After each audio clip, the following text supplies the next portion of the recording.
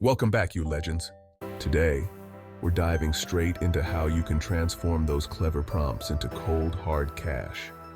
Yep, you heard that right. Money. Ready to unlock the secret? Let's get into it. First things first, create a service. Whether it's a website or a simple bot on Discord, your ChatGPT can help solve problems. Not making sandwiches, but the kinds of problems people pay to solve. Think productivity hacks, writing assistants, or even brainstorming ideas. Now it's time to integrate the ChatGPT API. Don't freak out if coding isn't your thing. It's like following a recipe.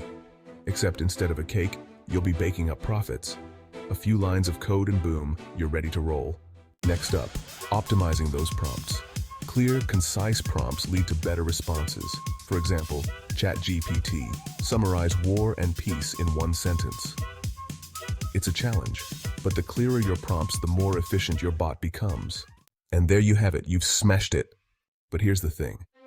How do you get the world to notice your bot? That's coming up in the next episode, where we'll cover how to attract crowds to your service. Don't wander off. The best is yet to come.